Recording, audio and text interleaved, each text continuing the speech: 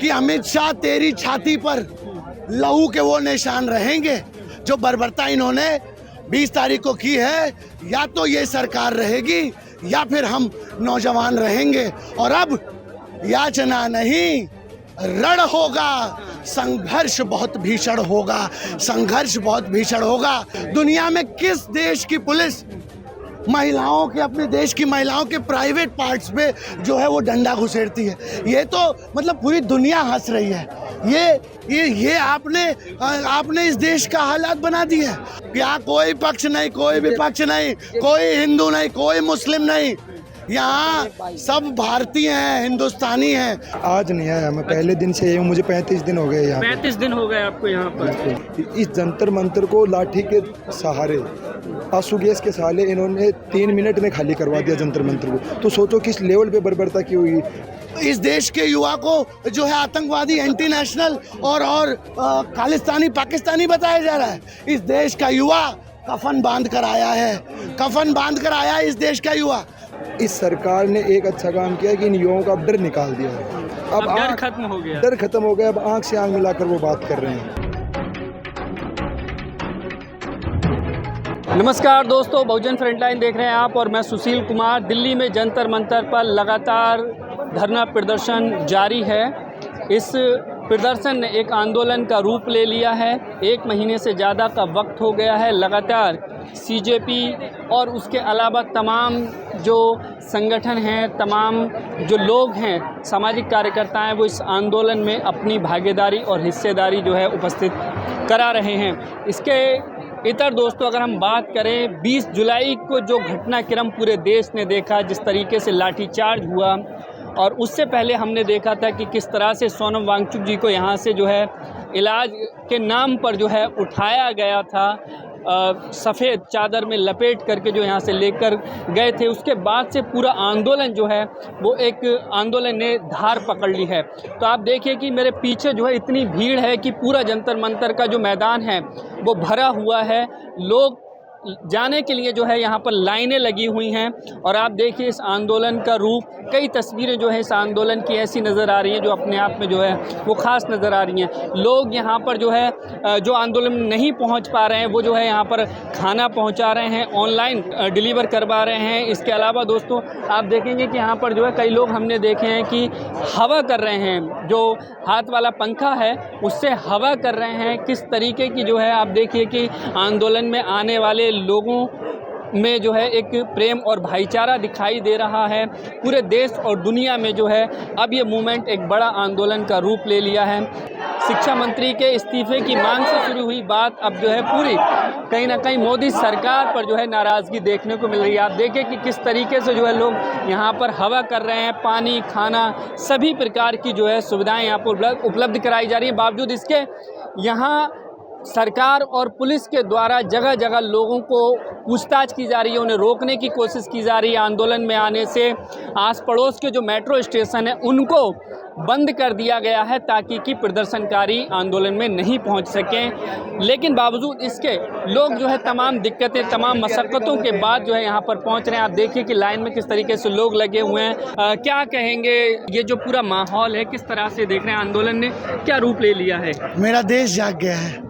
ये जो 12 साल से सो रहा था मेरा देश, अब वो जाग गया है। और चंडीगढ़, गोरखपुर, मध्य प्रदेश, हिमाचल, कश्मीर, कन्याकुमारी, पटना,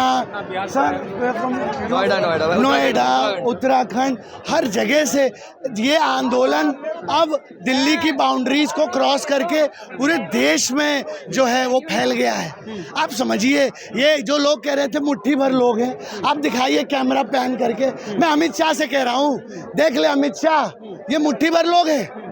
मोदी देख ले, ये मुट्ठी भर लोग हैं। ये पूरा देश है, ये पूरा देश खड़ा हो गया है। और अभी भी इस तानाशाह को होश नहीं आ रहा है। इसका घमंड इतना बड़ा हो चुका है कि इसको अभी भी समझ नहीं आ रहा है। जी। लेकिन क्या ऐसी नौबत आई जो आज जो है लोग इतनी मशक्क़तों के बाद जो है यहाँ पर पहुँच रहे हैं? क्या कहेंगे इसके पीछे? सरकार तो जो है शिक्षा मंत्री के इस्तीफा नहीं ले रही है। देखिए, आप समझिए, जब सरकारें तानाशाह हो जाएं, जब सरकारें जो है हिटलर शाही पर उतर जाए तो जनता जाग जाती है, और अब जनता जाग गई। आप मुझे बताइए मेरे भाई कि किस दुनिया में किस देश की पुलिस लड़कियों के छाती पर हाथ मारती है? दुनिया में किस देश की पुलिस महिलाओं के, अपने देश की महिलाओं के प्राइवेट पार्ट्स पे जो है वो डंडा घुसेड़ती है?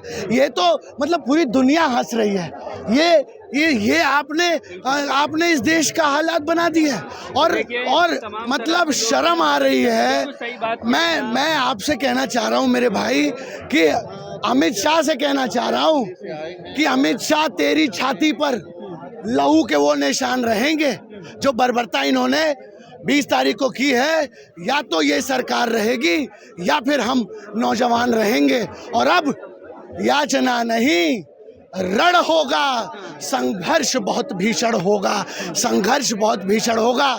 इस्तीफा दे दो नरेंद्र मोदी, इस्तीफा दे दो अमित शाह। धर्मेंद्र प्रधान का इस्तीफा नहीं चाहिए हमें।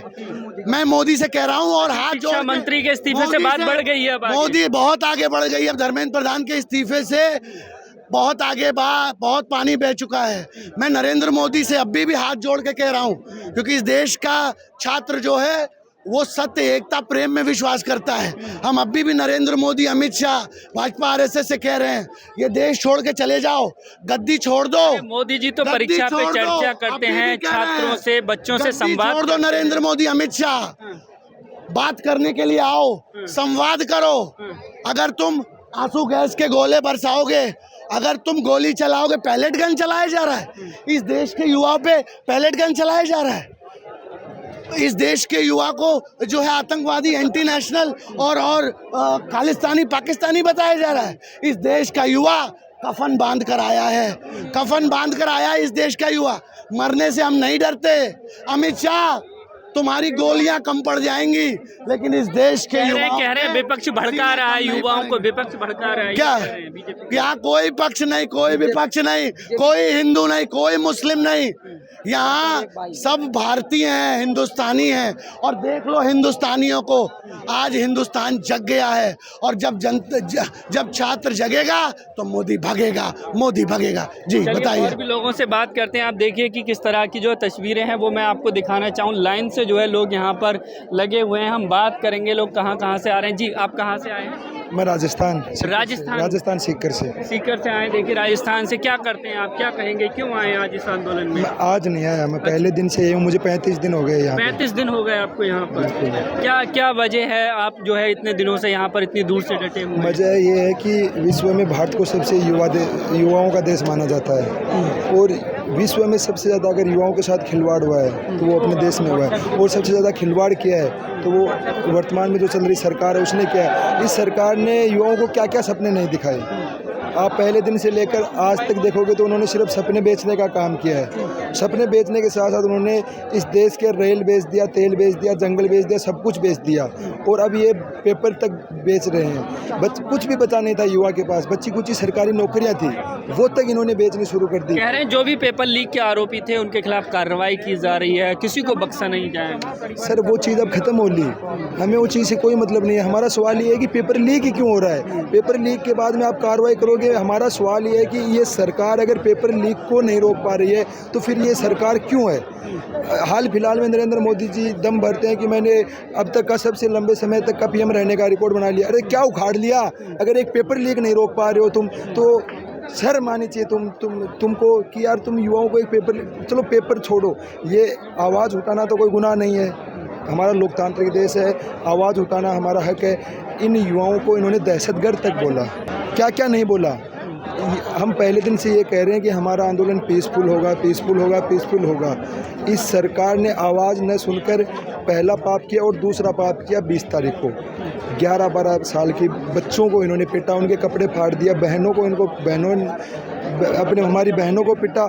इतनी बर्बरता या तो पहले जनरल डायर ने की थी, इतनी भी नहीं थी, वो भी इसका 5% नहीं था। जनरल डायर के बाद में जलियांवाला बाग के बाद में इतने खतरनाक हालात नजर सर, आप अगर विजुअल्स देखोगे तो आप रो पड़ोगे। इतनी भयंकर तरीके से पिटा गया। इस जंतर मंतर पे जब संसद मार्च हो रहा था तो यहाँ 8,000 लोग मौजूद थे जो पीसफुली खड़े थे, क्योंकि बाहर आप देखोगे तो 3 से 4 लाख लोग आए हुए थे। इस जंतर मंतर को लाठी के सहारे, आंसू गैस के सहारे इन्होंने 3 मिनट में खाली करवा दिया जंतर मंतर को। तो सोचो किस लेवल पे बर्बरता की हुई। अगर हज़ारों चप्पलें अंदर पड़ी हैं, मतलब आप वो देखिए कि वो युवा अपनी जान बचाने के लिए अपने चप्पल जूते तक यहाँ छोड़ गया, उस लेवल पे वो डरा हुआ होगा।